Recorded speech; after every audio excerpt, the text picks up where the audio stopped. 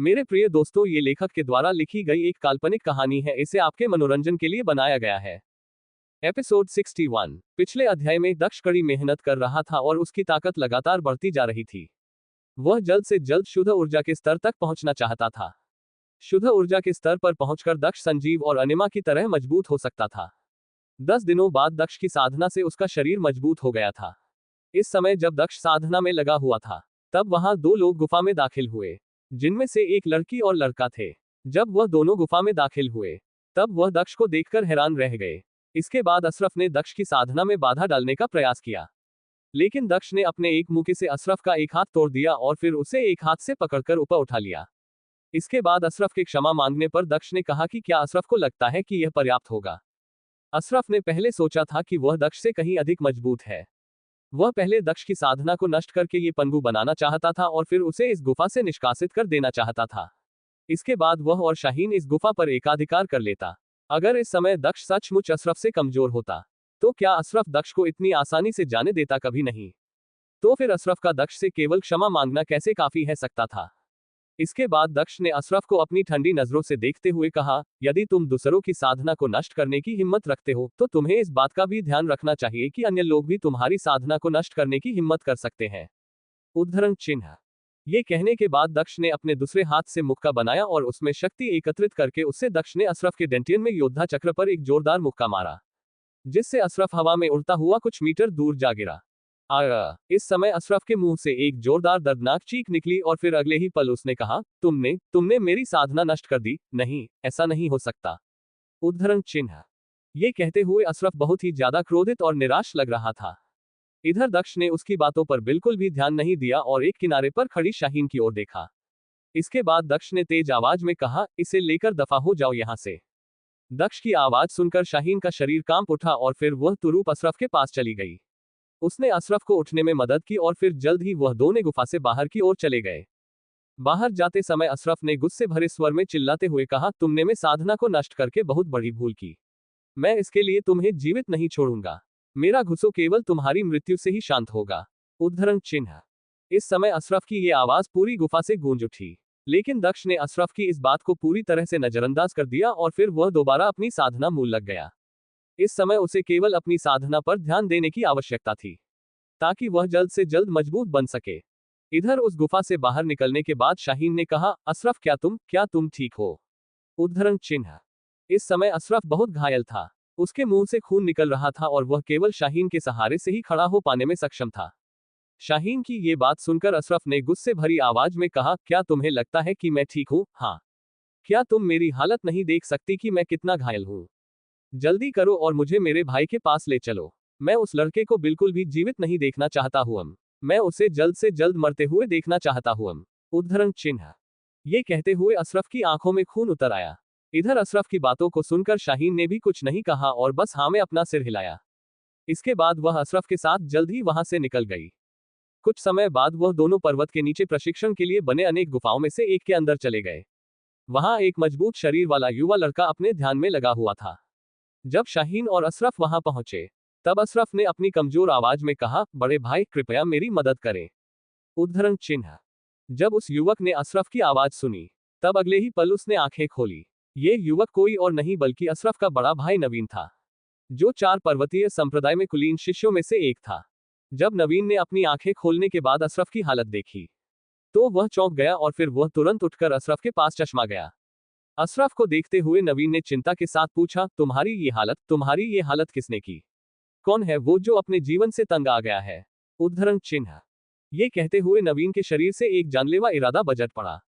वह अपने भाई की ऐसी हालत देखकर बहुत ही ज्यादा क्रोधित था। नवीन की इस बात पर शाहीन ने कहा, भाई नवीन दरअसल ये है कि। उद्धरण चिन्ह। इसके बाद शाहीन ने वह सब कुछ नवीन को बताया जो उस गुफा में हुआ था। जब नवीन ने यह सुना कि कैसे एक साधारण ऊर्जा के 8वें स्तर के योद्धा ने अशरफ की ये हालत की है, तो पहले तो वह भी हैरान रह गया, लेकिन फिर अगले ही पल उसकी आंखों में भी खून उतर आया। नवीन ने अपनी गुस्से भरी आवाज में कहा, उसकी इतनी हिम्मत कि उसने मेरे भाई के साथ ऐसा करने की हिम्मत की। मैं उसकी साधना को नष्ट करके उसे तड़पा तड़पा कर मारूंगा। उद्धरण चिन्ह। ये कहते हुए नवीन ने अपनी मुट्ठियां भींच ली। इसके बाद नवीन ने अपने कमर में रखी थैली से एक विशेष गोली निकाली और उसे अशरफ को देते हुए कहा, इसे निगल लो। इससे तुम्हें थोड़ा आराम मिलेगा। कुछ देर आराम करो और फिर मुझे वहां ले चलो। मैं उस लड़के को आज नहीं छोड़ूंगा। उद्धरण चिन्ह। नवीन की ये बात सुनकर अशरफ के चेहरे पर तुरंत चमक आ गई और फिर उसने नवीन के हाथों से वह विशेष गोली लेते हुए कहा, हाँ बड़े भाई, आप उसे ऐसे ही जाने नहीं दे सकते। उद्धरण चिन्ह। ये कहने के बाद अशरफ ने वह विशेष गोली तुरंत निगल ली। उसकी आंखों में इस समय दक्ष के लिए असीम नफरत दिखाई दे रही थी। इस समय जब शाहीन ने अशरफ के हाथों में वह विशेष गोली देखी, तब उसकी आंखें चमक उठी। वह भी वो विशेष गोली चाहती थी, लेकिन वह इस समय कुछ भी नहीं बोल पाए। उस विशेष गोली को अशरफ को निगलते हुए देखकर शाहीन को थोड़ा अफसोस हुआ, क्योंकि अशरफ के लिए ये गोली उतनी फायदेमंद नहीं थी। इससे केवल उसके शरीर की चोट थोड़ी ठीक हो सकती थी, लेकिन अब उसकी साधना पर कोई असर नहीं पड़ेगा, क्योंकि अब उसका योद्धा चक्र नष्ट हो चुका था और अब वह कभी भी साधना के मार्ग पर नहीं चल सकता था। अब वह एक बेकार इंसान बन चुका था। इधर वह विशेष गोली शाहीन के लिए बहुत फायदेमंद थी। इससे उसकी साधना में सुधार हो सकता था। उस गोली को निगलने के कुछ ही समय बाद अशरफ कुछ हद तक ठीक हो गया और फिर वह अपने बड़े भाई नवीन को लेकर जल्द ही उसी गुफा में चला गया, जहां अभी दक्ष अपना प्रशिक्षण ले रहा था। गुफा में दक्ष को दोबारा अपनी साधना शुरू किए हुए ज्यादा समय नहीं बीता था कि उसकी साधना दोबारा से बाधित हो गई, क्योंकि दक्ष ने महसूस किया कि कोई इस गुफा में आ रहा है। इधर अशरफ अपने बड़े भाई नवीन और शाहीन के साथ जल्द ही दक्ष के पास पहुंच गया और फिर उसने दक्ष की ओर गुस्से भरी नजरों से देखते हुए कहा, भाई, यही है वो जिसने मेरा ये हाथ तोड़ा और मेरी साधना को नष्ट कर दिया। आप उसे बिल्कुल भी मत छोड़ना। उद्धरण चिन्ह।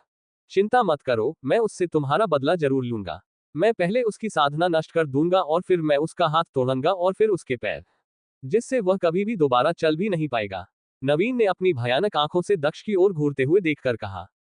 इधर अपने भाई की बात सुनकर अशरफ के चेहरे पर मुस्कान आ गई और फिर उसने उत्साहित होते हुए कहा, ठीक।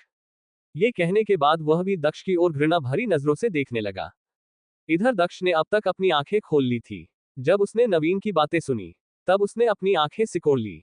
दक्ष नवीन की आभा को महसूस करते हुए ये जानने में सक्षम था कि नवीन अपने भाई अशरफ से कहीं अधिक मजबूत था।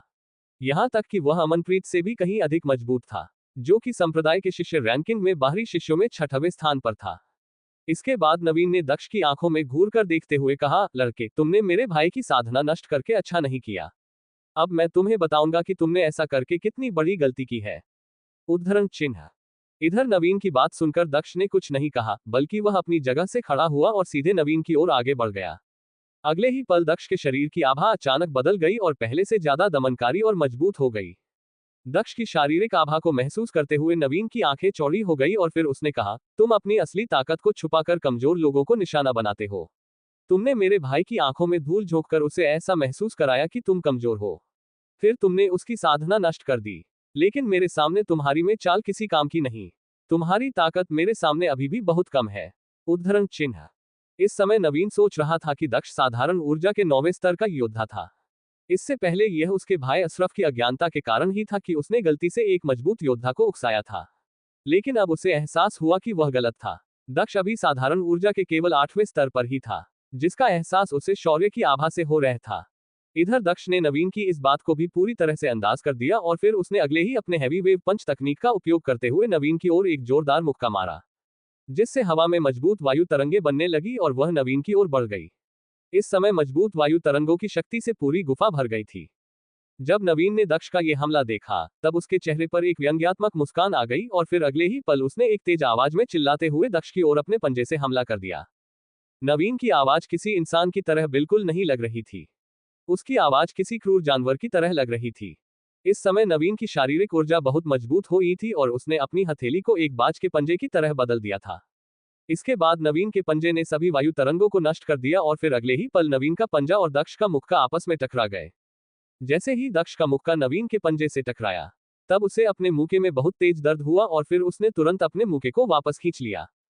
इसके बाद जब दक्ष ने अपने हाथ के पीछे की ओर देखा, तब वह थोड़ा हैरान रह गया, क्योंकि इस समय उसके हाथ के पीछे की त्वचा फट गई थी और उसमें से खून निकल रहा था। उसका हाथ नवीन के एक ही हमले से घायल हो गया था। शुद्ध ऊर्जा के स्तर का योद्धा, दक्ष ने अपने हैरानी भरे स्वर में नवीन की ओर देखते हुए कहा। इस समय दक्ष को यह जानकर बहुत हैरानी हो रही थी कि नवीन शुद्ध ऊर्जा के स्तर का योद्धा था। दक्ष अपनी वर्तमान ताकत के साथ किसी भी साधारण ऊर्जा के स्तर के योद्धा का मुकाबला कर सकता था, लेकिन इस समय उसके इतने मजबूत हमले को नवीन ने बस अपने एक ही पंजे से रोक दिया था और उसे घायल भी कर दिया था। जिससे दक्ष को इस बात का एहसास हो गया कि नवीन एक शुद्ध ऊर्जा के स्तर का योद्धा है। हाँ हाँ हाँ हाँ, आखिरकार अब तुम्हें अपनी गलती का एहसास हो गया लड़के। लेकिन अफसोस कि अब बहुत देर हो चुकी है। नवीन ने दक्ष के चेहरे के हैरानी भरे भाव को देखकर उसका मजाक उड़ाते हुए कहा। इस समय नवीन ने इस बात से इनकार नहीं किया कि वह पहले ही शुद्ध ऊर्जा के स्तर तक पहुंच चुका है, क्योंकि कुछ समय पहले ही वह साधना के इस स्तर तक पहुंचा था। उसके पास किसी भी साधारण ऊर्जा के योद्धा से कहीं अधिक मजबूत ताकत थी। किसी भी साधारण ऊर्जा के योद्धा के लिए शुद्ध ऊर्जा के योद्धा के खिलाफ लड़ने का कोई मौका नहीं था। इसके बाद दक्ष ने नवीन की ओर देखते हुए कहा, यह सच में अफसोस की बात है कि मैंने कुछ समय पहले अशरफ को मार क्यों नहीं दिया। मैंने उस समय उसकी जान क्यों बख्श दी। उद्धरण चिन्ह। ये कहते हुए दक्ष ने अपनी पीठ से अपनी तलवार निकाल ली और फिर उसने अपनी मूनलाइट फिदर एजिलेट का उपयोग करते हुए नवीन की ओर तेजी से बढ़ना शुरू कर दिया। दक्ष बिना कोशिश किए कभी हार नहीं मानने वाला था। इसके बाद अगले ही पल दक्ष ने अपने रोआरिंग थंडर कौशल का उपयोग किया और फिर दक्ष की तलवार तेज रोशनी से चमकने लगी। इसके बाद पूरी गुफा में तेज गर्जना होने लगी। अगले ही पल दक्ष की तलवार नवीन के ऊपर हमला करने के लिए आगे बढ़ गई। एपिसोड 62। दक्ष ने कहा कि अगर अशरफ दूसरों की साधना को नष्ट करने की हिम्मत करता है, तो उसे इस बात का भी ध्यान रखना चाहिए कि कोई उसकी साधना भी नष्ट कर सकता है। इसके बाद दक्ष ने अशरफ की साधना को नष्ट कर दिया, जिस पर अशरफ ने गुस्से से कहा कि वह दक्ष को जीवित नहीं छोड़ेगा। इसके बाद शाहीन उसे लेकर बाहर चली गई। वह दोनों जल्द ही नवीन के पास चले गए और फिर शाहीन ने नवीन को सब कुछ बताया, जिसे सुनकर नवीन गुस्सा हो गया और फिर उसने अशरफ को एक विशेष गोली दी।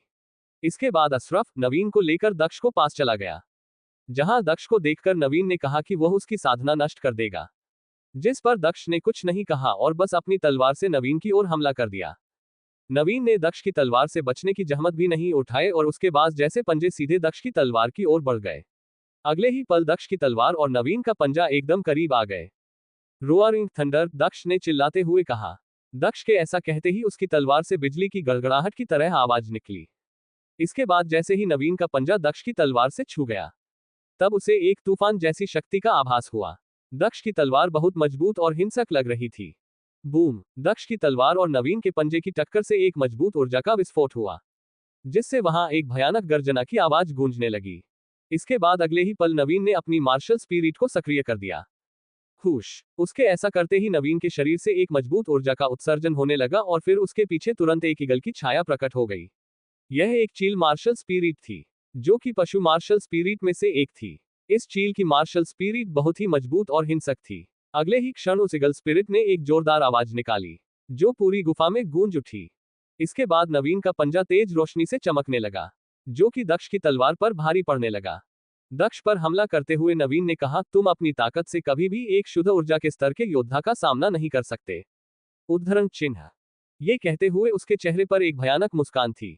जब नवीन का पंजा दक्ष की तलवार से टकराया तब उसे दक्ष से खतरा महसूस हुआ। यही कारण था कि दक्ष की तलवार को रोकने के तुरंत बाद नवीन ने अपनी मार्शल स्पिरिट को सक्रिय कर दिया। जब दक्ष ने अकेना पर्वत शिखर की परीक्षा पास की, तब उसकी रोआरिंग थंडर कौशल की ताकत 1 गुना तक बढ़ गई।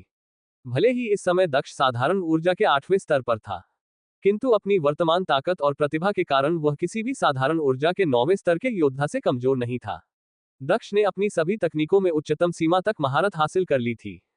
दक्ष अपनी वर्तमान ताकत से सामान्य अवस्था में संभवतः कुछ समय तक नवीन को रोक सकता था, लेकिन नवीन के मार्शल स्पिरिट को सक्रिय करने के बाद दक्ष के लिए नवीन का सामना करना वाकई में बेहद मुश्किल हो गया, क्योंकि अपनी मार्शल स्पिरिट को सक्रिय करने के बाद नवीन की ताकत और भी अधिक मजबूत हो गई, इतनी कि वह केवल अपने पंजे से ही दक्ष की तलवार को आसानी से रोकने में सक्षम था। क्या साधारण ऊर्जा के स्तर का एक योद्धा वास्तव में शुद्ध ऊर्जा के स्तर के योद्धा का मुकाबला नहीं कर सकता? उद्धरण चिन्ह। इस समय दक्ष के मन में केवल यही विचार चल रहा था। वह ये मानने के लिए बिल्कुल भी तैयार नहीं था कि साधारण ऊर्जा के स्तर का योद्धा सच में एक शुद्ध ऊर्जा के स्तर के योद्धा का मुकाबला नहीं कर सकता। इस बात का पता लगाने के लिए दक्ष ने अपनी जान जोखिम में डालने की सोची। दक्ष इस समय साधारण ऊर्जा के केवल 8वें स्तर पर था, लेकिन इसके बाद भी नवीन को दक्ष से खतरा महसूस हुआ। अगर उसे दक्ष से खतरा महसूस नहीं होता, तो वह अपनी मार्शल स्पिरिट को सक्रिय नहीं करता और नवीन की इसी प्रतिक्रिया से दक्ष को इस बात का पूरा भरोसा हो गया था कि अगर वह साधारण ऊर्जा के 9वें स्तर तक पहुंच गया, तो संभवतः नवीन और उसकी लड़ाई एक संतुलित लड़ाई होगी। हैवी वेव पंच, दक्ष ने चिल्लाते हुए कहा। इसके बाद अगले ही पल दक्ष ने अपना मुख का नवीन की ओर दोबारा बढ़ा दिया, जिससे इस बार पहले की तुलना में अधिक मजबूत वायु तरंगे निकली, जो कि सीधे नवीन की ओर बढ़ी और पूरे वातावरण में एक दमनकारी आभा भर गई। ये देखकर नवीन ने तुरंत अपना पंजा आगे की ओर बढ़ा दिया। उसकी उंगलियां एक तेज धार वाले चाकू में बदल गई। फ्रैक्चरिंग क्लो, नवीन ने चिल्लाते हुए कहा। इसके बाद अचानक नवीन के शरीर से एक मजबूत ऊर्जा निकली और वातावरण में हावी हो गई, जिसने दक्ष के द्वारा उत्पन्न सभी वायु तरंगों को तुरंत बिना किसी प्रतिरोध के नष्ट कर दिया। इसके बाद दक्ष ने तुरंत अपना हमला बदल दिया और अपनी तलवार निकालकर उसे नवीन की ओर बढ़ा दिया। रोअरिंग थंडर, दक्ष ने कहा। दक्ष के प्रत्येक हमले से वातावरण कांप रहा था, यहां तक कि दक्ष की तलवार भी बार कांप रही थी। इस समय नवीन अपने पंजे से लगातार दक्ष के प्रत्येक हमले को नष्ट करता जा रहा था और रोकता जा रहा था। लेकिन समय के साथ दक्ष नवीन के लिए मुसीबत बनता जा रहा था। लगातार दक्ष के हमलों को रोकने के कारण नवीन को अपने पंजे सुन्न होते महसूस हो रहे थे। अगले ही पल नवीन का पंजा तेज रोशनी से चमक उठा और उसने तुरंत अपना पंजा दक्ष की ओर बढ़ा दिया। दक्ष ने भी नवीन की शारीरिक ऊर्जा में बदलाव को महसूस किया, जिससे उसका चेहरा बदला गया। नवीन की बदली ऊर्जा के हमले से दक्ष को झटका लगा और इस झटके के कारण दक्ष हवा में उड़ता हुआ दूर चला गया। नवीन के पास चील की पशु मार्शल स्पिरिट थी, जिसके पास तेजी और सटीकता की विनाशकारी शक्ति थी। नवीन को भी अपनी चील मार्शल स्पिरिट से ऐसी ही शक्ति मिलती थी। यही उसकी मुख्य ताकत थी। उसकी शारीरिक ताकत तो गौण थी, लेकिन इसके बाद भी नवीन की शारीरिक ताकत 100 क्रूर हाथियों की ताकत के बराबर थी, जो बहुत मजबूत थी। इधर नवीन के इस हमले से दूर जाकर गिरने के बाद दक्ष ने स्वयं को स्थिर किया। इस समय उसे अपने शरीर में बहुत तेज दर्द हो रहा था। उसे नवीन के इस हमले से चोट लगी थी। नवीन की ऐसी ताकत को देखने के बाद अब दक्ष को संदेह हो रहा था कि वह अब नवीन से ये लड़ाई शायद जीत नहीं पाएगा, क्योंकि एक साधारण ऊर्जा के स्तर और एक शुद्ध ऊर्जा के स्तर के योद्धा बीच अंतर बहुत बड़ा था। किसी भी योद्धा के लिए जो साधारण ऊर्जा के 9वें स्तर पर हो और अगर वह दक्ष की तरह ही कुशल और मजबूत हो, तब एक संभावना थी कि वह योद्धा किसी शुद्ध ऊर्जा के स्तर के योद्धा को हरा सकता था। किंतु किसी भी योद्धा के लिए जो साधारण ऊर्जा के केवल 8वें स्तर पर हो, उसके लिए चाहे कुछ भी हो जाए, वह किसी शुद्ध ऊर्जा के स्तर के योद्धा को नहीं हरा सकता था। दक्ष के लिए भी यही बात लागू होती थी। दक्ष साधारण ऊर्जा के केवल 8वें स्तर पर रहकर नवीन को हराना चाहता था, जो कि शुद्ध ऊर्जा के स्तर पर था। यह दक्ष के लिए बिल्कुल असंभव था। इसके बाद दक्ष उठकर अपनी तलवार को लहराने लगा। रोअरिंग थंडर, दक्ष ने कहा। Swish swish swish swish. Daksh लगातार अपनी तलवार को हवा में लहरा रहा था। हालांकि दक्ष ने नवीन के ऊपर पहले हमला करने की पहल नहीं की। दक्ष अपनी तलवार से अपने चारों ओर एक के बाद एक हवा में वार करता जा रहा था। उसके शरीर के चारों हवा में लगातार बिजली की गड़गड़ाहट सुनी जा सकती थी। इस समय ये पूरी गुफा बिजली की गर्जना में डूबी हुई थी। यह ऐसा था मानो बिजली का देवता इस पर्वत पर तांडव कर रहा हो। दक्ष के लगातार वार से उसके शरीर के चारों तलवार ऊर्जा की एक परत दिखाई दी, जिसने चारों ओर से उसके शरीर को ढक लिया था। यह तलवार ऊर्जा की परत एक सुरक्षा कवच के समान लग रही थी। इधर जब नवीन ने दक्ष के चारों ओर तलवार ऊर्जा की ये परत देखी, तब वह भी थोड़ा हैरान रह गया। लेकिन फिर उसने अपने चेहरे पर एक व्यंग्यात्मक मुस्कान के साथ कहा, तलवार ऊर्जा के आवरण का निर्माण करके क्या तुम्हें लगता है कि तुम अब भी मुझसे बच सकते हो? कितने मूर्ख हो तुम। अब मैं तुम्हें दिखाता हूं कि एक शुद्ध ऊर्जा के स्तर के योद्धा के हमले का सामना करने के लिए तुम्हारी तलवार ऊर्जा की ये परत कितनी हास्यास्पद है। उद्धरण चिन्ह। ये कहते ही नवीन ने हवा में दक्ष की ओर अपनी हथेली से हमला किया और फिर अगले ही पल नवीन के पीछे की चील मार्शल स्पिरिट के पंख हिलने लगे। इसके तुरंत बाद वह चील मार्शल स्पिरिट अपने पंखों को फैलाए हुए तेजी से दक्ष की ओर बढ़ी और फिर वह अगले ही पल दक्ष के द्वारा बनाई तलवार ऊर्जा की परत से टकरा गई। बूम। इस समय जब नवीन की ईगल मार्शल स्पिरिट दक्ष के तलवार ऊर्जा की परत से टकराए, तब दक्ष को ऐसा महसूस हुआ जैसे कि उसका पूरा शरीर हिल गया हो। उसके लिए अपनी तलवार ऊर्जा के परत को बनाए रखना मुश्किल हो रहा था। अगले ही पल कुछ जगह से तलवार ऊर्जा की परत टूट गई और उससे उस ईगल मार्शल स्पिरिट से निकलने वाली हिंसक ऊर्जा अंदर आकर दक्ष के ऊपर हमला करने लगी, जिससे दक्ष को चोट लगी। हालांकि दक्ष की तलवार ऊर्जा की परत अभी भी पूरी तरह से नहीं टूटी थी और उसने ईगल मार्शल स्पिरिट को रोक रखा था। जब नवीन ने देखा कि उसकी ईगल मार्शल स्पिरिट दक्ष की तलवार ऊर्जा की परत तोड़कर उसे कोई खास चोट नहीं पहुंचा पा रही है, तब वह हैरान हो गया और फिर उसने अगले ही पल चिल्लाते हुए कहा, सोविंग ईगल। ये कहते ही नवीन ने अपने पैरों से जमीन पर जोर दिया और अपनों दोनों हाथों को दक्ष की दिशा में आगे बढ़ाकर उस पर हमला कर दिया। इस समय नवीन के दोनों हाथों में उसकी ऊर्जा घूम रही थी, जिन्होंने ऊर्जा चील का रूप ले लिया था। इसके बाद नवीन ने भी अपने दोनों हाथों से दक्ष की तलवार ऊर्जा के परत पर हमला करना शुरू कर दिया। इससे दक्ष को ऐसा लगा जैसे कि उसका शरीर पूरी तरह से तूफान के चपेट आ गया हो और उसकी तलवार ऊर्जा की परत अब बस किसी भी क्षण टूटने ही वाली हो। इससे दक्ष का शरीर भी थोड़ी देर के लिए असंतुलित हो गया, लेकिन फिर दक्ष ने अपने दांत पीस लिए और अपनी पूरी शारीरिक ऊर्जा को सक्रिय कर दिया। जिससे दक्ष का शरीर संतुलित हो गया और उसकी तलवार ऊर्जा की परत भी अपनी शांत अवस्था में लौट आए। अब नवीन के हमले से दक्ष को या उसकी तलवार ऊर्जा के परत को क्षति नहीं पहुंच रही थी। जब नवीन ने देखा कि वह दक्ष के ऊपर, जो कि अभी साधारण ऊर्जा के केवल 8वें स्तर का ही योद्धा था, उस पर कोई घातक हमला नहीं कर पा रहा है, तो उसका चेहरा गुस्से से लाल हो गया और फिर अगले ही पल उसका शरीर भी तेज रोशनी से चमकने लगा। उसे देखकर ऐसा प्रतीत हो रहा था जैसे कि वह एक चील में बदल गया हो और फिर उसने बेतहाशा दक्ष के ऊपर हमला करना शुरू कर दिया। दक्ष लगातार नवीन के हमले को सहन करता जा रहा था। अपने गुस्से की शक्ति के साथ नवीन की ताकत और भी अधिक मजबूत होती जा रही थी।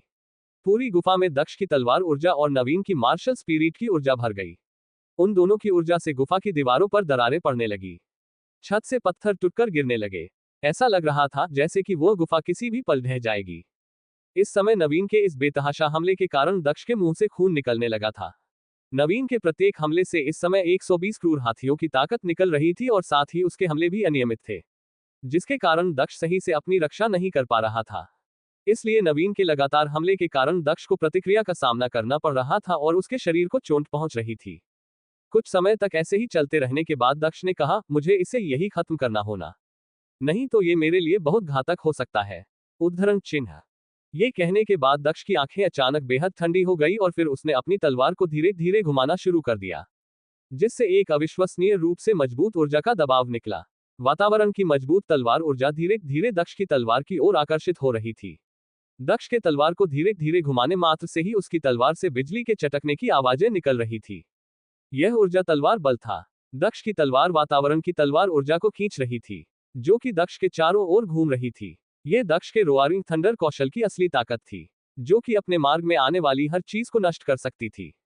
इस समय दक्ष की तलवार से वास्तविक विनाशकारी ऊर्जा निकल रही थी, जिससे पूरा वातावरण कांप रहा था। नवीन को भी इस बात का एहसास हो रहा था कि एक अविश्वसनीय शक्ति उसकी ओर बढ़ रही है, क्योंकि इस समय उसकी ईगल मार्शल स्पिरिट ने इस ऊर्जा को महसूस कर लिया था और वह तुरंत पीछे हटना शुरू कर चुकी थी।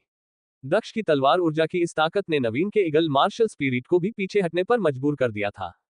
एपिसोड 63। नवीन ने दक्ष की तलवार को चकमा नहीं दिया, बल्कि दक्ष की ओर अपना पंजा बढ़ा दिया। जब दक्ष और नवीन का हमला आपस में टकराया, तब नवीन ने अपनी मार्शल स्पिरिट को सक्रिय कर दिया। नवीन की मार्शल स्पिरिट एक चील मार्शल स्पिरिट थी।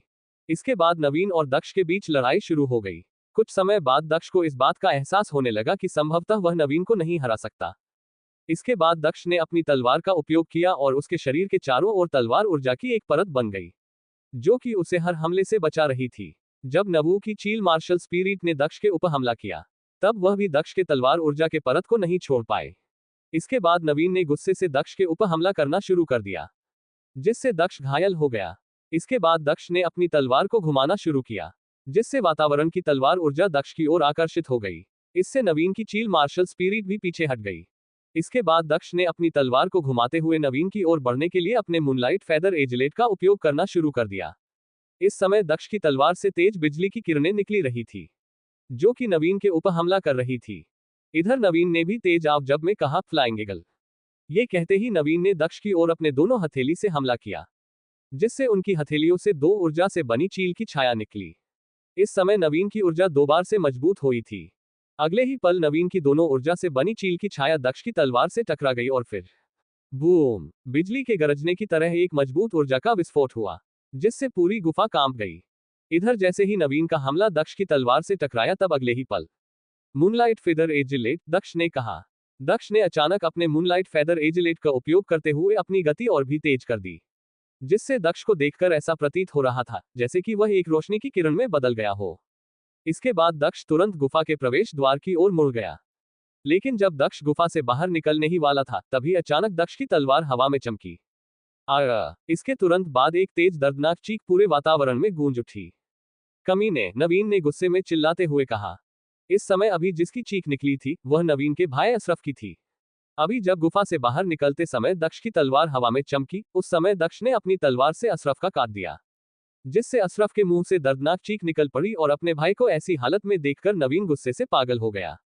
इसके तुरंत बाद नवीन ने अपने भाई अशरफ के मरते हुए शरीर को दौड़कर अपने हाथों में पड़ लिया। इस समय अशरफ के गले से झरने की तरह खून बह रहा था।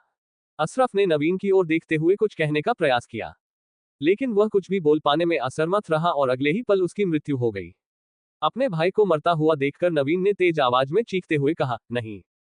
इस समय अशरफ के मृत शरीर को देखकर नवीन का चेहरा दुख और क्रोध से पूरी तरह से विकृत हो चुका था। इस समय नवीन की अभिव्यक्ति बेहतर क्रूर थी और वह एक वास्तविक राक्षस की तरह लग रहा था। नवीन ने ये कभी नहीं सोचा था कि साधारण ऊर्जा के 8वें स्तर का एक योद्धा उसके मजबूत हमलों को रोकने और उससे बचने में सक्षम होगा। इसके साथ वह उसके ही सामने उसके भाई का गला काटने में भी सक्षम होगा। इससे नवीन पूरी तरह से पागल हो गया। नवीन ने गुस्से भरे स्वर में कहा, जब तक मैं नवीन जीवित हूं, मैं तुमसे इसका बदला अवश्य लूंगा। उद्धरण चिन्ह। ये कहते हुए नवीन चिल्लाने लगा। उसकी आवाज पूरी गुफा में गूंजने लगी। इस समय ऐसा लग रहा था जैसे कि कोई राक्षस चीख रहा हो। इस समय शाहीन पूरी तरह से डरी हुई थी। वह गुफा के एक कोने में दीवार के सहारे टिकी हुई थी, क्योंकि इस समय उसमें अकेले खड़े होने की भी हिम्मत नहीं बची थी। उसने ये कभी नहीं सोचा था कि दक्ष की ताकत इतनी मजबूत होगी कि वह नवीन जैसे योद्धा के हमलों से भी बच जाएगा। अगर इस समय दक्ष यहाँ पर उपस्थित होता और नवीन की ऐसी दयनीय हालत देखता, तो अपने कार्य पर उसे गर्व होता और उसके चेहरे पर एक मजाकिया मुस्कान होती, क्योंकि उसने एक शुद्ध ऊर्जा के स्तर के योद्धा के हमले को नष्ट कर दिया था और उसके होते हुए उसके भाई को मार दिया था। दक्ष इतना भी उदार नहीं था कि वह बार बार किसी की जान बख्श दे। दक्ष ने पहले भी अशरफ को जाने दिया था, लेकिन अशरफ उससे बदल लेने वापस आया। जब अशरफ दक्ष के पास बदला लेने वापस आया, तभी दक्ष ने अशरफ को मारने का मन बना लिया था। अब अगर नवीन भी दक्ष का पीछा करता, तब दक्ष नवीन का भी वही हाल करता जो उसने उसके भाई का किया था। दक्ष कोई बुरा इंसान नहीं था। वह बेवजह किसी को भी मारना नहीं चाहता था और ना ही वह पहले से किसी को उकसाता था। लेकिन अगर कोई उसे पहले से उकसाता या उसे मारने की कोशिश करता, तो वह अवश्य ही उसका विरोध करता और उसे मार देता। इधर गुफा से बाहर निकलने के बाद दक्ष आधे घंटे तक लगातार दौड़ता रहा और फिर वह धीरे धीरे धीमा हो गया। अगले ही पल उसके मुंह से खांसी होने लगी और उसके मुंह से खून निकलने लगा। दक्ष ने अपनी खांसी को बहुत समय से रोक रखा था, परंतु अब वह इसे और नहीं रोक सकता था। खांसी खांसी। इस लड़ाई में दक्ष भी बुरी तरह से घायल हो गया था। उसे वास्तव में बहुत बुरी आंतरिक चोटें आई थी। अगर ये लड़ाई आगे जारी रहता, तो संभवतः इसमें दक्ष की मृत्यु हो सकती थी। यही कारण था कि पहले दक्ष ने नवीन के सामने टिक होने का नाटक किया और बिना बिना किसी नुकसान के वहां से बाहर आने का दिखावा किया। अगर नवीन को पता होता कि दक्ष बुरी तरह से घायल हो, तो वह दक्ष का पीछा अवश्य करता और उसे पकड़कर उसे मार डालता। आखिर दक्ष साधारण ऊर्जा के केवल 8वें स्तर का योद्धा था और उसका प्रतिद्वंदी शुद्ध ऊर्जा के स्तर तक पहुंच चुका था। उनके बीच अंतर बहुत बड़ा था, किंतु इसके बाद भी दक्ष ने नवीन से लड़ाई लड़ी और इस लड़ाई से जीवित निकलने में सक्षम रहा। यह दक्ष के लिए गर्व की बात थी। इसके बाद दक्ष ने तुरंत अपने अमर में रखी थैली से एक विशेष गोली निकाली और उसे तुरंत निगल लिया। उस विशेष गोली को निगलते ही दक्ष के शरीर में एक ताजगी और आरामदायक अनुभूति फैल गई।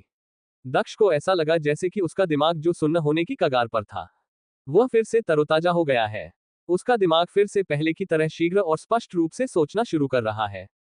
बस कुछ ही पलों में दक्ष की सभी आंतरिक और बाहरी चोटें पूरी तरह से ठीक हो गई, जिसे देखकर दक्ष भी हैरान रह गया। दक्ष ने हैरानी भरे स्वर में कहा, कितनी प्रभावशाली विशेष गोलियों है। उद्धरण चिन्ह।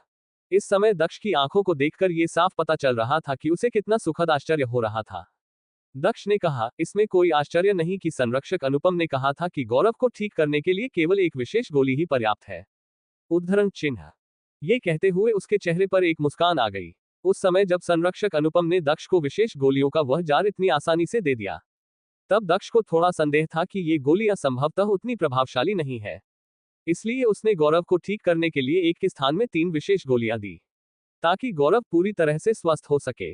लेकिन इस समय जब दक्ष ने इस विशेष गोली का उपयोग किया, तब उसे एहसास हुआ कि ये विशेष गोलियां कितनी अद्भुत है। इस समय दक्ष को केवल यह महसूस नहीं हो रहा था कि उसकी सभी चोटें ठीक हो रही है, बल्कि दक्ष को यह भी महसूस हो रहा था कि उसकी ताकत में एक बार फिर सुधार हो रहा है। ये जानकर दक्ष आश्चर्यचकित रह गया और उसने कहा, इसमें कोई आश्चर्य की बात नहीं है कि यहाँ सभी मजबूत योद्धा इन विशेष गोलियों को पाना चाहते हैं। ये गोलियां वास्तव में बहुत शक्तिशाली है। यहाँ तक कि इन विशेष गोलियों की उपचारात्मक गोलियां भी किसी की ताकत में तेजी से सुधार कर सकती है। उद्धरण चिन्ह। ये कहने के बाद दक्ष अपनी थैली की ओर देखने लगा, जिनमें विशेष गोलियां थी। 9 देशों के महाद्वीप में ये योद्धा थे जो विशेष गोलियां और विशेष हथियार बनाते थे। ऐसे लोगों का देश में बहुत अधिक सम्मान किया जाता था, क्योंकि वह इन विशेष गोलियों और विशेष हथियारों को बनाने में उस्तादों के भी उस्ताद थे। ऐसे लोगों का मिलना इस देश में बहुत ही दुर्लभ था, जो इन क्षेत्रों में प्रतिभाशाली होते थे। 4 पर्वतीय संप्रदाय में भी ऐसे कुछ प्रतिभाशाली योद्धा थे, जो विशेष गोलियां बना सकते थे, लेकिन चूंकि दक्ष का स्तर बहुत कम था, इसलिए वह अब तक किसी भी ऐसे गुरु के संपर्क में नहीं आया था जो कि विशेष गोलियां बनाने में निपुण हो। युद्ध करना साधना के मार्ग पर तेजी से सुधार करने का सबसे अच्छा तरीका है, क्योंकि यह साधना का मार्ग कृत्रिम रूप से नहीं बनाया जा सकता।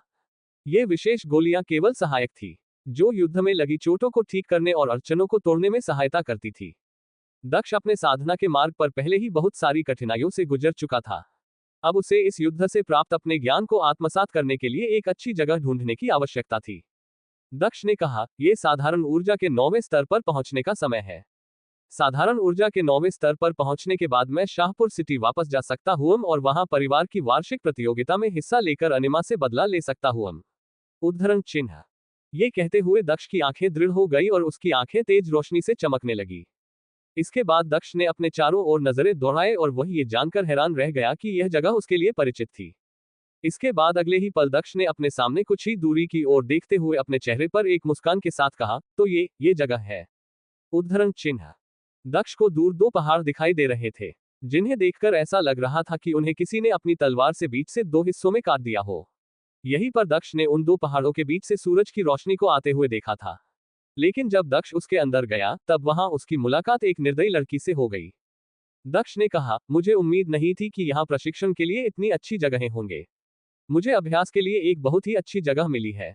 लगता है कि मुझे अब इस जगह पर अपना अधिकार करना होगा। उद्धरण चिन्ह। इसके बाद दक्ष ने उस पहाड़ की ओर देखते हुए कहा, मैं ये कभी नहीं भूलूंगा कि उस लड़की ने मुझे 2 बार मारने का प्रयास किया था। इस बार मैं ये देखना चाहूंगा कि क्या वह मुझे हरा पाएगी। उद्धरण चिन्ह। ये कहने के बाद दक्ष के चेहरे पर एक कुटिल मुस्कान आ गई।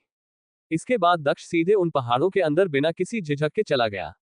जब दक्ष ने उन पहाड़ों के बीच प्रवेश किया तब उसे वहां प्रवेश करते हुए कुछ शिष्य देख रहे थे और वह ये जानकर स्तब्ध रह गए कि कोई शिष्य हिमांशी के प्रशिक्षण स्थान पर उसकी अनुमति के बिना जाने का प्रयास कर रहा था। वह सभी दक्ष को घायल होकर उस जगह से बाहर आते देखने के लिए वहीं पर उन पहाड़ों से दूर रुक गए। उन शिष्यों में से एक ने कहा, उस शिष्य ने सचमुच साथी शिष्य हिमांशी के प्रशिक्षण क्षेत्र में बिना अनुमति के प्रवेश करने का साहस किया। वह लड़का सचमुच बहुत साहसी है। अगर वह वहां अंदर जाकर कोई मूर्खतापूर्ण कार्य करता है तो उसे बहन हिमांशी द्वारा जरूर दंडित करके बाहर निकाल दिया जाएगा। उद्धरण चिन्ह। इसी तरह की चर्चाएं वहां उन शिष्यों को बीच चलने लगी। इधर थोड़ी ही देर में दक्ष उन पहाड़ों के अंदर एक खुले स्थान पर आ गया और वहां उस गर्म पानी के झरने के किनारे आकर खड़ा हो गया। वहां आसपास अनेक गुफाएं थी जो प्रशिक्षण के लिए उपयुक्त थी। यदि यहां आसपास कोई परेशान करने वाला नहीं होता तो ये जगह प्रशिक्षण के लिए सचमुच बहुत अच्छी थी। इधर इस समय भी पिछली बार की तरह ही हिमांशी उस गर्म पानी के नीचे अपनी आंख बंद करके और अपनी सांस रोककर सांस रोकने की तकनीक का अभ्यास कर रही थी। इस तरह हिमांशी अपने एक सांस में एक साथ कई तीर चला सकती थी और इससे उसके तीरों की ताकत भी अधिक प्रबल और मजबूत हो जाती। इस बार दक्ष ने पिछली बार की तरह लापरवाही से काम नहीं किया और उस गर्म पानी के झरने में अचानक छलांग नहीं लगाई। इसके बजाय वह हिमांशी के पानी से बाहर आने का इंतजार करने लगा। कुछ समय बाद हिमांशी का सिर उस गर्म पानी की सतह से ऊपर आया। इसके बाद जब हिमांशी ने अपनी आंखें खोली तब उसने सीधे दक्ष को अपने सामने थोड़ी दूरी पर गर्म पानी के झरने के किनारे पर खड़ा देखा, जिससे वह आश्चर्यचकित रह गई। इसके बाद अगले ही पल उसका चेहरा क्रोध से भर गया और उसने अपने ठंडे स्वर में कहा, तुम यहाँ फिर से। उद्धरण चिन्ह। एपिसोड 64। दक्ष की तलवार से तेज बिजली की किरणें निकली जो नवीन के ऊपर हमला कर रही थी, लेकिन नवीन ने दक्ष के ऊपर हमला कर दिया, जिसके बाद दक्ष ने अचानक अपना हमला बदल दिया और अपने मूनलाइट फेदर एजलेट का उपयोग करते हुए वह गुफा के प्रवेश द्वार की ओर भाग गया। गुफा से बाहर जाते समय दक्ष ने अपनी तलवार से अशरफ का गला काट दिया, जिससे अशरफ की मौत हो गई। जिसके बाद नवीन ने चिल्लाते हुए कहा कि वह दक्ष को कभी नहीं छोड़ेगा। इधर दक्ष गुफा से बाहर आ चुका था, किंतु वह भी घायल था, इसलिए उसने विशेष गोली निगल ली और वह तुरंत ठीक हो गया, जिससे वह हैरान रह गया। दक्ष ने कहा कि ये गोलियां वास्तव में बहुत शक्तिशाली है। इसके बाद दक्ष ने अपने सामने 2 पहाड़ देखे और फिर वह उन पहाड़ों की ओर चला गया। पहाड़ के अंदर जाकर दक्ष गर्म पानी के झरने के किनारे खड़ा हो गया। जब हिमांशी पानी की सतह पर आए और उसने दक्ष को अपने सामने देखा तो उसका चेहरा गुस्से से भर गया और उसने अपने ठंडे स्वर में कहा, तुम यहाँ फिर से। हिमांशी की बात सुनकर दक्ष के चेहरे पर एक कुटिल मुस्कान आ गई और फिर उसने भी अपनी ठंडी आवाज में कहा, हाँ वास्तव में यह मैं ही हूं। उद्धरण चिन्ह। शुद्ध ऊर्जा के स्तर के एक योद्धा से लड़ने के बाद अब दक्ष को इस बात का पूरा यकीन था कि वह अब हिमांशी से जीत सकता है। भले ही हिमांशी शिष्य रैंकिंग में बाहरी शिष्यों में सर्वश्रेष्ठ शिष्यों में से एक क्यों ना हो। अमनप्रीत दक्ष से अधिक मजबूत था, लेकिन दक्ष ने अमनप्रीत को भी मार डाला था। इस वजह से भी दक्ष को हिमांशी से लड़ने में आत्मविश्वास महसूस हुआ। इधर दक्ष की बात सुनकर हिमांशी के चेहरे पर घृणा के भाव आए और उसने दक्ष की ओर देखते हुए कहा, दुनिया में कुछ लोग ऐसे भी हैं जो बहुत घटिया हैं। उनमें से कुछ पतित है और कुछ लोग ऐसे भी हैं जो साधना के मार्ग पर कड़ी मेहनत करते हैं। लेकिन उन सभी में केवल एक ही समानता है कि वह सभी गंदे और विकृत विचारों वाले लोग हैं और तुम भी उन्हीं में से एक हो। उद्धरण चिन्ह। ये कहते हुए हिमांशी उस गर्म पानी के झरने से जल्दी ही बाहर आ गई। उसके कपड़े पूरी तरह से भीगे हुए थे और उसकी त्वचा से चिपके हुए थे। इस समय वह अत्यंत आकर्षक लग रही थी। अगर ये दक्ष की पिछली दुनिया होती तो बहुत से लोग हिमांशी को ऐसे देखकर उसके दीवाने हो जाते और उसकी पूजा तक करने लग जाते। लेकिन यह वह दुनिया नहीं थी और यह वह पुराना दक्ष भी नहीं था। अब दक्ष का हृदय सामान्य व्यक्ति की तरह नहीं था। इस समय हिमांशी को ऐसे देखकर भी उसे किसी भी प्रकार का आकर्षण महसूस नहीं हुआ। यह ऐसा था जैसे कि दक्ष का हृदय पत्थर का बन गया हो। इधर हिमांशी की बात सुनकर दक्ष ने कहा, मैंने कभी नहीं सोचा था कि इसके द्वारा मुझे एक घटिया व्यक्ति के रूप में पहचाना जाएगा और मेरे सभी कार्यों को इसका फायदा उठाने के प्रयास के रूप में गिना जाएगा। उद्धरण चिन्ह। ये कहते हुए दक्ष पूरी तरह से शांत लग रहा था और उसके चेहरे पर एक कुटिल मुस्कान थी। दक्ष ने सोचा, अगर यह मुझे घटिया व्यक्ति समझती है तो लगता है कि मुझे इसे सबक सिखाना ही होगा। उद्धरण चिन्ह। ये सोचते हुए दक्ष हिमांशी की ओर घूमने लगा और फिर धीरे धीरे उसके चेहरे पर एक बुरी मुस्कान आ गई। इधर जब हिमांशी ने दक्ष के चेहरे पर बुरी मुस्कान देखी, तब उसे महसूस हुआ कि दक्ष के इरादे बुरे थे। इस बात का एहसास होते ही उसका गुस्सा सातवें आसमान पर चढ़ गया। वह पहले से ही दक्ष को अपने तीरों से मारने के लिए तैयार थी और अब वह स्वयं को रोक नहीं पाई।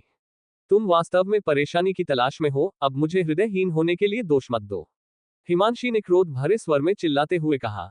इसके बाद अगले ही पल हिमांशी ने अपना धनुष निकाला और उसमें तुरंत अपने तीर चढ़ाकर उससे दक्ष की ओर हमला कर दिया। जब दक्ष ने ये देखा, तब उसने भी बिना देर किए तुरंत अपने हैवी वेव पंच तकनीक का उपयोग किया और हिमांशी की दिशा में अपना मुक्का बढ़ा दिया, जिससे हवा में तेज और मजबूत वायु तरंगे बनने लगी। हिमांशी के तीर की आवाज हवा में सिटी के आवाज की तरह गूंज उठा। उसका तीर चमचमाती रोशनी से घिरा हुआ था और जब हिमांशी का तीर दक्ष की मजबूत वायु तरंगों से टकराया, तब वहां पर एक छोटा सा विस्फोट हुआ और इसके बाद हिमांशी का तीर जमीन पर गिर पड़ा। ये देखकर दक्ष ने कहा, जब हम आखिरी बार मिले थे तब से वह काफी मजबूत हो गई है। उद्धरण चिन्ह। इस समय दक्ष ने महसूस किया कि हिमांशी की ताकत पहले की तुलना में थोड़ी बढ़ गई थी, क्योंकि दक्ष ने अपनी हैवी वेव पंच तकनीक में इस समय 90 क्रूर हाथियों के जितनी ताकत का उपयोग किया था, जिससे हिमांशी का तीर नष्ट हो जाना चाहिए था, किंतु वह नष्ट नहीं हुआ, बल्कि वह केवल अवरुद्ध हो गया और जमीन पर गिर पड़ा। इससे दक्ष को हिमांशी की ताकत में बदलाव का एहसास हुआ। इसमें कोई आश्चर्य नहीं कि तुमने वापस आने का साहस किया। तुम पहले से अधिक मजबूत हो गए हो। लेकिन क्या तुम सच में सोचते हो कि तुम मेरे साथ घृणित चीज करने का प्रयास करने के लिए काफी मजबूत हो और तुम मुझसे जीत सकते हो? हिमांशी ने दक्ष की ओर घृणा भरी दृष्टि से देखते हुए कहा। इसके तुरंत बाद हिमांशी ने अपनी तीर मार्शल स्पिरिट को सक्रिय कर दिया, जिसने स्वचालित रूप से दक्ष को लक्षित किया। इसके बाद हिमांशी ने तीर निकाला और उसे अपने धनुष की डोरी पर रख दिया और फिर वह अपनी पूरी ताकत से धीरे धीरे धनुष की डोरी को खींचने लगी, जिससे दबा के कारण धनुष की डोरी के हिलने से आवाज आने लगी। जाओ, हिमांशी ने तेज आवाज में कहा। अगले पल हिमांशी ने अपने धनुष की प्रत्यंचा छोड़ दी, जिससे तीर बहुत तेज गति से धनुष से छूट गई और वह दक्ष की ओर चली गई। इस तीर की ताकत हिमांशी के पिछले तीर की तुलना में बहुत अधिक थी। हिमांशी के तीर को अपनी ओर आते हुए देखकर दक्ष का चेहरा भी गंभीर हो गया, क्योंकि यह लड़ाई उसकी उम्मीद से कहीं अधिक कठिन थी। इसके तुरंत बाद दक्ष ने अपना एक कदम आगे बढ़ाया और अपनी ओर आने वाली तीर की तरफ अपने हैवी वेव पंच तकनीक से हमला किया, जिससे वहां तुरंत और भी मजबूत वायु तरंगे बनने लगी। अगले ही पल हिमांशी का तीर दक्ष के मजबूत वायु तरंगों से टकराने लगा, जिससे तीर की ताकत धीरे धीरे कम होने लगी। लेकिन तीर के रुकने से पहले तीर दक्ष की मुट्ठी तक पहुंच गया और उससे टकरा गया, जिससे दक्ष को अपना हाथ थोड़ा सुन्ना होता महसूस हुआ। भले ही दक्ष के मुंह से वह तीर रुका गया था, लेकिन इससे दक्ष को अभी भी अपनी मुट्ठी में उस तीर की शक्ति महसूस हो रही थी, जिससे दक्ष को उस तीर की शक्ति का एहसास हुआ। अपने तीर को दक्ष द्वारा अवरुद्ध करता देखकर हिमांशी ने अपनी भौहें चढ़ा दी। उसने कहा, उसने इतने कम समय में इतनी अधिक उन्नति कर ली है। उद्धरण चिन्ह। इधर हिमांशी के तीर को रोकने के बाद दक्ष ने ठंडे स्वर में कहा, क्या तुम्हें लगता है कि इस लड़ाई में सिर्फ तुम ही हो जो हमला कर सकती हो? उद्धरण चिन्ह। ये कहने के तुरंत बाद दक्ष ने अपने मूनलाइट फेदर एजिलेट का उपयोग किया और अविश्वसनीय गति से वह तुरंत हिमांशी की ओर बढ़ने लगा, जिसे देखकर हिमांशी ने बिना देर के तुरंत दक्ष के ऊपर तीर चला दिए। इधर जब हिमांशी का तीर दक्ष को लगने ही वाला था, उसी समय अचानक तीर के सामने एक रोशनी चमकी और फिर अगले ही पल हिमांशी के तीर दो हिस्सों में बट गए। ये देखकर हिमांशी पूरी तरह से स्तब्ध रह गई और सदमे से दक्ष की ओर घूमने लगी। दक्ष ने बहुत तेजी से प्रगति की थी। उसने अविश्वसनीय गति से हिमांशी के पास आते हुए भी बीच हवा में हिमांशी के तीरों को काट दिया। दक्ष की गति और उसके तीरों को काटने की क्षमता बहुत तेज थी। हिमांशी ने दक्ष को अपनी तलवार निकलते हुए भी नहीं देखा था। उसने केवल उस क्षण को देखा था जब दक्ष ने अपनी तलवार वापस अपने म्यान में रखी थी। इधर अगले ही पल हिमांशी अपनी जगह से तुरंत पीछे हट गई और उसने अपने और दक्ष के बीच एक निश्चित दूरी बनाए रखना सुनिश्चित किया। दक्ष से दूर हटते ही हिमांशी ने दोबारा अपने धनुष की प्रत्यंचा में 3 तीर चढ़ाए और एक साथ उसने तीनों तीरों से दक्ष पर हमला कर दिया। हिमांशी के इन तीनों तीरों में प्रत्येक तीर की ताकत 95 क्रूर हाथियों की ताकत से अधिक मजबूत थी। जब दक्ष ने अपनी ओर 3 तीरों को आते हुए देखा तब उसने तुरंत दोबारा से अपनी तलवार निकाल ली। स्वीश, और फिर वह अपनी तलवार को तेजी से हवा में घुमाने लगा। दक्ष की तलवार की हर हरकत के साथ वातावरण में भयंकर गर्जना की आवाज सुनाई देने लगी। उसकी तलवार से उत्पन्न ऊर्जा द्वारा हिमांशी के चलाए गए तीनों तीर बीच हवा में ही अवरोध हो गए और वह दक्ष के करीब तक भी नहीं पहुंच सके। दक्ष के रोआरिंग थंडर कौशल और अपनी तलवार ऊर्जा के ज्ञान के साथ दक्ष की तलवार की ताकत अकेले ही हिमांशी के 3 तीरों के हमले की ताकत से अधिक मजबूत थी। ये कैसे संभव है? हिमांशी ने अपनी आंखों में सदमे के साथ ये दृश्य देखते हुए कहा। हिमांशी इस समय स्तब्ध होकर दक्ष को घूर रही थी। अपनी मौजूदा ताकत के स्तर से वह एक बार में केवल 3 तीरों को ही चला सकती थी। यह उसकी ताकत की पूर्ण अधिकतम सीमा थी। अगर वह एक साथ 3 की जगह 5 तीरों का उपयोग करती तो उसके प्रत्येक तीरों की ताकत 95 क्रूर हाथियों की ताकत से घटकर 90 क्रूर हाथियों की ताकत के जितनी हो जाती। यह एक ऐसा हमला था जिसमें सामूहिक लड़ाई में उपयोग के लिए तीरों की संख्या बढ़ाने के लिए प्रत्येक तीर की शक्ति का बलिदान दिया जाता था। आमने सामने की लड़ाई में यह एक साथ 3 तीर चलाने की तुलना में केवल थोड़ी ही कम शक्ति प्रदर्शित करता था। हिमांशी ने दक्ष की ओर देखा और फिर अचानक उसके चेहरे पर एक रहस्यमय मुस्कान आ गई। उसने यह सुनिश्चित किया कि उसके और दक्ष के बीच दूरी उतनी ही बनी रहे जितनी कि यह लड़ाई शुरू होने से पहले थी। इसके बाद हिमांशी ने अचानक दक्ष की ओर दोबारा से 3 तीर चलाए। लेकिन इस बार भी नतीजा बिल्कुल वैसा ही था जैसा कि पहली बार इसका परिणाम हुआ था। दक्ष ने अपनी तलवार ऊर्जा के केवल एक ही वार से हिमांशी के तीनों तीरों को दोबारा से तोड़ दिया। इसके बाद इससे पहले कि हिमांशी दोबारा अपने धनुष पर तीर चढ़ा पाती, उसने अपने सामने कुछ अविश्वसनीय देखा। उसने देखा कि दक्ष की गति अचानक से और भी तेज हो गई और वह अपनी जगह से गायब होता प्रतीत हुआ। इसके बाद इससे पहले कि हिमांशी कुछ समझ पाती, दक्ष पहले ही हिमांशी के सामने पहुंच चुका था और उसकी तलवार हिमांशी के गले की ओर इशारा कर रही थी। जिसका एहसास होते ही हिमांशी का चेहरा पूरी तरह से स्तब्ध रह गया और वह सदमे से अपनी आंखें बड़ी बड़ी करके दक्ष की ओर देखने लगी। ये कैसे संभव है? तुम इतनी तेजी से मेरे पास कैसे पहुंच सकते हो? हिमांशी ने अपने हैरानी भरी आवाज में कहा। हिमांशी अपने प्रशिक्षण से बहुत संतुष्ट थी। उसे लगा था कि वह अपने आसपास के अन्य सभी शिष्यों में बेहद प्रतिभाशाली है। उसके प्रत्येक कौशल और ताकत में प्रतिदिन लगातार सुधार हुआ था। लेकिन इस समय दक्ष के हमले बहुत शक्तिशाली थे और वह दक्ष के एक भी हमले से खुद का बचाव नहीं कर सकी, जिससे उसे यह एहसास हुआ कि दक्ष कितना मजबूत हो गया है। इस समय हिमांशी ने उस पल को याद किया जब दक्ष यहां पहली बार आया था। उस समय तक दक्ष हिमांशी के एक भी तीर का सामना करने में असमर्थ था।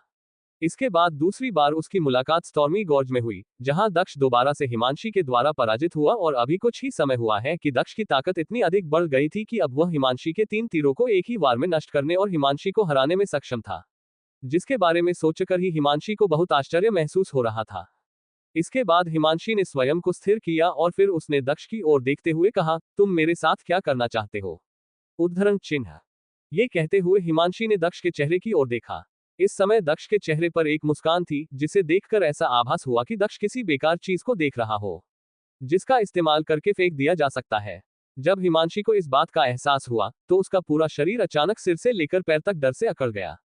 उसने अपने होठों को काट लिया और अपनी मुट्ठियों को जकड़ लिया। इस समय इधर दक्ष ने हिमांशी के ऊपर नजर डाली, जिसके कपड़े भीगे हुए थे। उसका शरीर उसके गीले कपड़ों से चिपका हुआ था, जो उसके शरीर को आकर्षक बना रहा था, जो किसी भी पुरुष को इच्छा के उन्माद में भेज सकती थी। ये देखकर दक्ष ने भावना से भरी एक आह निकाली। दक्ष ने कहा, ये लड़की वास्तव में असाधारण रूप से सुंदर है, लेकिन ये बहुत ही हिंसक और बहुत ही निर्दयी लड़की है। उद्धरण चिन्ह। ये कहते हुए दक्ष ने हिमांशी के आकर्षक शरीर को देखा और निराशा में अपना सिर हिलाया। एपिसोड 65। दक्ष ने कहा कि ये वास्तव में वह है। जिसके बाद हिमांशी ने कहा कि दक्ष एक विकृत विचारों वाला घृणित व्यक्ति है, जिसे सुनकर दक्ष के चेहरे पर एक कुटिल मुस्कान आ गई। इसके बाद गर्म पानी के झरने से बाहर आते ही हिमांशी ने दक्ष के ऊपर अपने तीर से हमला कर दिया। जिसके बाद दक्ष ने उसे अपने हैवी वेव पंच तकनीक से अवरुद्ध कर दिया और फिर दक्ष ने कहा कि हिमांशी की ताकत पहले की तुलना में अधिक मजबूत हुई है। जिसके बाद हिमांशी ने दक्ष के ऊपर हमला करना शुरू कर दिया, जिसे दक्ष ने तुरंत अपने हैवी वेव पंच तकनीक से रोक दिया। लेकिन हिमांशी का तीर दक्ष की मुट्ठी तक पहुंच ही गया और दक्ष को इससे अपना हाथ सुन्न महसूस हुआ। इसके बाद हिमांशी ने एक ही समय में दक्ष के ऊपर 3 तीर चलाए, जिसे दक्ष ने अपनी तलवार ऊर्जा के एक ही वार से नष्ट कर दिया, जिसे देखकर हिमांशी स्तब्ध रह गई। इसके बाद दक्ष ने अपनी मूनलाइट फिदर एजिलेट का उपयोग किया और तेजी से हिमांशी के पास पहुंच गया। इसके बाद हिमांशी ने कहा कि दक्ष उसके साथ क्या करना चाहता है, जिस पर दक्ष ने निराशा में अपना सिर हिलाया। इसके बाद दक्ष ने एक मजाकिया मुस्कान के साथ हिमांशी की ओर देखते हुए कहा, अपने बारे में ज्यादा मत सोचो, मुझे तुम जैसी किसी लड़की में बिल्कुल भी दिलचस्पी नहीं है, तुम बस दफा हो जाओ यहां से, मैं यहां प्रशिक्षण लेना चाहता हूं और शांति से रहना चाहता हूं। उद्धरण चिन्ह। दक्ष ने ये बात ऐसे कही जैसे कि वह हिमांशी के साथ खिलवाड़ कर रहा हो। इसके बाद दक्ष ने हिमांशी से बात करना बंद कर दिया और अपनी तलवार अपनी म्यान में रखकर वह तुरंत मुड़ गया और फिर बिना पीछे देखे वह प्रशिक्षण के लिए सभी गुफाओं में से एक की ओर चला गया। दक्ष पहले हिमांशी को मारना चाहता था, लेकिन जब उसने गहराई से इस पर विचार किया, तब उसने सोचा कि पहले हिमांशी को लगा कि दक्ष विकृत इरादों वाला कोई व्यक्ति है। इसलिए जब वह पहली बार मिले तो गलतफहमी के कारण हिमांशी उसे मारना चाहती थी। इस तरह से हिमांशी भी अपनी जगह गलत नहीं थी, इसलिए दक्ष ने इस बार हिमांशी को न मारने का फैसला किया। हालांकि अगली बार अगर हिमांशी दोबारा उसकी हत्या करने की कोशिश करती है, तब दक्ष अभी के जितना ईमानदार या उदार नहीं होगा। इधर जब हिमांशी ने दक्ष ये बात सुनी तब वह दंग रह गई और फिर उसने अपने होठों को काट लिया। उसने अपने होंठ इतनी जोर से काटे कि उसके होठों से खून तक निकलने लगा।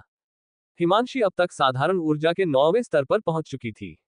वह अपने धनुष का उपयोग बहुत ही कुशलता से कर सकती थी और अपनी तीर भावना के साथ मिलकर उसकी ताकत बहुत मजबूत हो जाती थी। 4 पार्वती संप्रदाय के भीतर कोई भी सामान्य शिष्य ऐसा नहीं था जो उसके साथ लड़ने की हिम्मत कर सकता था। हिमांशी के पास मजबूत प्राकृतिक क्षमताएं थी और वह अपनी सभी कौशलों में बेहद कुशल थी। यही कारण था कि वह 4 पर्वतीय संप्रदाय में संप्रदाय के शिष्य रैंकिंग के सर्वश्रेष्ठ शिष्यों में अपना स्थान बनाने में सफल रही। 4 पर्वतीय संप्रदाय में हिमांशी एक बहुत ही खूबसूरत महिला थी। उसके बारे में हर कोई जानता था और सभी लोग उससे प्रेम करते थे। यहाँ तक कि संप्रदाय के कुलीन शिष्य भी उससे प्रेम करते थे और यह बात हिमांशी अच्छी तरह से जानती थी।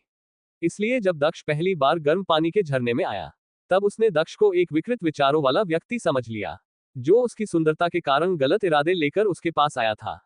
लेकिन इस समय हिमांशी को इस बात का एहसास हो रहा था कि इतने समय तक वह खुद के बारे में बहुत ज्यादा सोच रही थी और वह कितनी गलत थी। आज दक्ष ने न केवल ताकत के मामले में हिमांशी को हराया था, बल्कि उसके अहंकार और स्वाभिमान को भी तोड़ दिया था। हिमांशी ने खुद से बुदबुदाते हुए कहा, अपने बारे में बहुत ज्यादा मत सोचो। उद्धरण चिन्ह। यह ऐसा था जैसे कि वह दक्ष के ही शब्दों को दोहरा रही थी। इस समय उसके चेहरे पर कई प्रकार की अलग अलग भावनाएं थी, जो उसे गहराई से ठेस पहुंचा रही थी। कुछ समय बाद हिमांशी ने अपने विचारों को त्याग दिया और फिर उसने ठंडा स्वर में एक गुफा की ओर देखते हुए कहा, जहां दक्ष अभी गया था, अगली बार जब हम लड़ेंगे तब मैं तुम्हें अपनी असली ताकत दिखाऊंगी। उद्धरण चिन्ह। ये कहते हुए उसकी आंखें और भी ज्यादा दृढ़ हो गई और उसने अपनी मुट्ठियां जकड़ ली। हालांकि हिमांशी का इस समय वहां से जाने का कोई इरादा नहीं था, इसलिए वह दोबारा गर्म पानी के झरने में कूद गई और पानी के नीचे अपनी सांस रोकने की कला का अभ्यास करने लगी। यह उसकी शूटिंग क्षमताओं को बेहतर बनाने और जल्द से जल्द उसकी तीर भावना को और अधिक मजबूत करने के लिए सबसे अच्छी जगह थी। इधर जब दक्ष एक गुफा के अंदर पहुंचा, तब उसने देखा कि वह गुफा बहुत बड़ी थी और वहां पर बैठने के लिए एक पत्थर का आसान और एक पत्थर का बिस्तर भी था और साथ ही वहां पर उस बिस्तर के ऊपर एक साफ कपड़ा भी बिछा हुआ था। उस बिस्तर के ऊपर कपड़े को बिछा हुआ देखकर दक्ष ने कहा, लगता है कि हिमांशी यहीं पर अभ्यास कर रही थी। उद्धरण चिन्ह। ये कहते हुए दक्ष के चेहरे पर एक व्यंग्यात्मक मुस्कान आ गई। इसके बाद दक्ष ने उस विशाल गुफा को अच्छी तरह से देखते हुए कहा, हिमांशी ने वास्तव में प्रशिक्षण के लिए एक अच्छी जगह चुनी है। ये जगह प्रशिक्षण के लिए उपयुक्त है। उद्धरण चिन्ह। ये कहते हुए दक्ष इस गुफा से बहुत संतुष्ट लग रहा था। 4 प्रवृत्ति संप्रदाय के इतिहास में सभी नए शिष्य पुराने शिष्यों द्वारा उपयोग किए गए गुफाओं का ही उपयोग अपने प्रशिक्षण के लिए करते थे, क्योंकि इन गुफाओं में उन पुराने शिष्यों के ज्ञान का निशान था। साथ ही इन गुफाओं को 4 पर्वतीय संप्रदाय के पूर्वजों द्वारा बनाया गया था। ये गुफाएं 4 पर्वतीय संप्रदाय के वरिष्ठ और प्रसिद्ध लोगों से संबंधित थी। ये गुफाएं किसी एक के अधिकार में नहीं थी। जिस शिष्य के पास ज्यादा ताकत होती थी, केवल वह शिष्य ही इन गुफाओं में प्रशिक्षण ले सकता था। कई बार ऐसा होता था कि कुछ शिष्य इन गुफाओं में उपस्थित मूल्यवान वस्तुओं या सामग्रियों तक को चुरा कर ले जाते थे। जिससे ये साफ पता चलता था कि इन गुफाओं का मूल्य शिष्यों के लिए कितना अद्भुत था। इधर उस गुफा का अच्छे से निरीक्षण करने के बाद दक्ष वहां बने पत्थर के एक आसन पर जाकर बैठ गया और अपनी लिटिल ब्लैक स्पिरिट को तुरंत सक्रिय कर दिया। अगर दक्ष के साधना के दौरान इस गुफा में कोई अंदर आता, तो दक्ष तुरंत उसकी उपस्थिति को महसूस कर लेता और अपनी लिटिल ब्लैक स्पिरिट को छुपा लेता। इसके बाद दक्ष ने तुरंत अपनी आंखें बंद कर ली और ध्यान की अवस्था में बैठ गया। जल्दी ही आकाश और पृथ्वी की शुद्ध ऊर्जा चारों ओर से दक्ष के शरीर की ओर आकर्षित होने लगी, जिसे दक्ष ने अवशोषित करना शुरू कर दिया और तुरंत गहरा अभ्यास करना शुरू कर दिया। इस समय वातावरण के चारों ओर से सफेद दूधिया रोशनी दक्ष के शरीर की ओर लगातार प्रवाहित हो रही थी। यह आकाश और पृथ्वी की शुद्ध ऊर्जा थी, जो दक्ष के चारों ओर एक छल्ले के रूप में घूम रही थी और धीरे धीरे दक्ष के शरीर में प्रवेश कर रही थी। कुछ दिनों बाद, इस समय दक्ष अपनी साधना में लगा हुआ था। तभी अचानक दक्ष के चारों ओर घूमने वाली आकाश और पृथ्वी की शुद्ध ऊर्जा में हलचल होने लगी और वहां एक भंवर बनने लगा।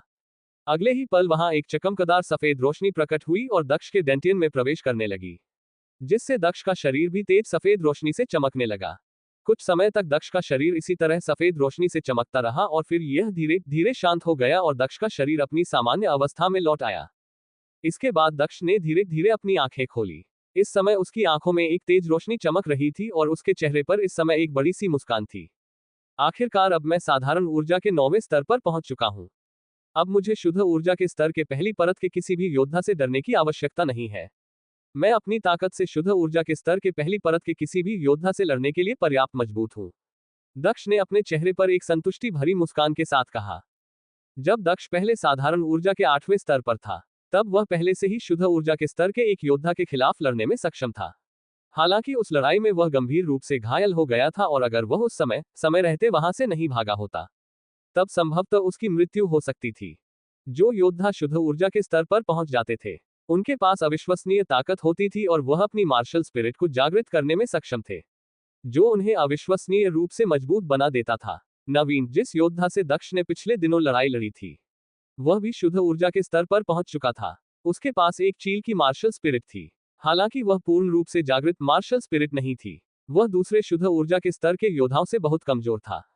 शुद्ध ऊर्जा के स्तर पर पहुंचने के बाद योद्धाओं को अपनी मार्शल स्पिरिट को जागृत करने का अवसर मिलता है, लेकिन यह जरूरी नहीं कि हर योद्धा अपनी मार्शल स्पिरिट को जागृत कर सके। कुछ योद्धाओं को अपनी मार्शल स्पिरिट जागृत करने में बहुत कठिनाई का सामना करना पड़ता था और कुछ योद्धा तो अपनी मार्शल स्पिरिट जागृत भी नहीं कर पाते थे और दक्ष ये बात अच्छी तरह से जानता था। दक्ष ने कहा, मुझे पता नहीं कि मेरे पास कितना समय बचा है, लेकिन मुझे परिवार के वार्षिक समारोह से पहले अपनी मार्शल स्पिरिट को जागृत करना ही होगा, अन्यथा मेरे लिए अनिमा से लड़ना मुश्किल हो जाएगा। उद्धरण चिन्ह। ये कहते हुए दक्ष का चेहरा थोड़ा गंभीर हो गया। वह परिवार की वार्षिक बैठक में अनिमा से बदला लेना चाहता था। दक्ष ये नहीं भूला था कि कैसे अनिमा उससे बदला लेने के लिए अपने संप्रदाय के एक मजबूत योद्धा के साथ 4 पर्वतीय संप्रदाय में आई थी और उसकी वजह से उसे संप्रदाय से लगभग निष्कासित कर दिया जाने वाला था। ये सब याद आते ही दक्ष का चेहरा गुस्से से भर गया। दक्ष अपने दांत पीसते हुए कहा, वार्षिक प्रतियोगिता के दौरान मैं तुमसे बदला अवश्य लूंगा और तुम्हें दिखाऊंगा कि मेरी ताकत तुमसे कितनी अधिक है। उद्धरण चिन्ह। ये कहते हुए दक्ष ने अपनी मुट्ठियां जकड़ ली। इसके बाद दक्ष का अपनी साधना जारी रखने का कोई मन नहीं था, इसलिए वह अपनी जगह से खड़ा हुआ और जल्द ही अपनी गुफा से बाहर आ गया। जब दक्ष गुफा से बाहर निकालकर गर्म पानी के झरने के पास पहुंचा, तब उसने देखा कि हिमांशी अभी वहीं पर अपना प्रशिक्षण ले रही थी। इस समय हिमांशी का सिर गर्म पानी की सतह से ऊपर था। उसे देखकर ऐसा लग रहा था जैसे कि वह अभी गर्म पानी की सतह से बाहर आई थी। इधर जब हिमांशी ने दक्ष को गुफा से बाहर आते हुए देखा, तब उसका चेहरा पहले की तरह क्रोध से भर गया। इस समय हिमांशी दक्ष को ही घूर रही थी। उसे दक्ष के शरीर से निकलने वाली आभा में बदलाव का एहसास हो रहा था। वह ये समझ चुकी थी कि पिछली लड़ाई के बाद से दक्ष की साधना में काफी सुधार हुआ है और वह पहले से मजबूत हो गया है, लेकिन वह इस बात का पता नहीं लग पा रही थी कि वह कितना मजबूत हुआ है। इधर दक्ष ने जब हिमांशी को देखा, तब उसने पूछा, मैं यहाँ कितने दिनों से अभ्यास कर रहा था। उद्धरण चिन्ह। दक्ष ने इस बात का ध्यान ही नहीं दिया कि हिमांशी का चेहरा क्रोध से भरा हुआ है और उसने सीधे हिमांशी से ये पूछा। इस पर दक्ष की बात सुनकर हिमांशी ने अपने चेहरे पर क्रोध के साथ ठंडा स्वर में कहा, 25 दिनों से। उद्धरण चिन्ह। जब दक्ष ने हिमांशी का ये जवाब सुना, तब उसने अपनी भौहें चढ़ा दी।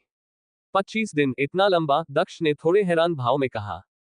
दक्ष ने ये कभी नहीं सोचा था कि वह इतने लंबे समय से ध्यान कर रहा था।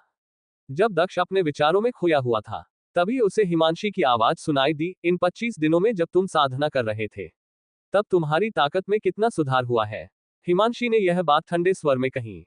इस पर दक्ष ने इस बार भी हिमांशी के चेहरे के भाव को पूरी तरह से नजरअंदाज कर दिया और कहा, मैं अभी अभी साधारण ऊर्जा के 9वें स्तर पर पहुंचा हूं। उद्धरण चिन्ह। ये कहने के बाद दक्ष ने हिमांशी की तरफ देखा भी नहीं और वह तुरंत वहां से चला गया। इधर दक्ष की बात सुनकर हिमांशी पूरी तरह से स्तब्ध रह गई। इस समय वह उस भावना का वर्णन भी नहीं कर पा रही थी जो इस समय उसे महसूस हो रहा था। इस समय वह स्वयं को बहुत ही शक्तिहीन महसूस कर रही थी। जब दक्ष साधारण ऊर्जा के 8वें स्तर पर था, तो वह उसे आसानी से हराने में सक्षम था।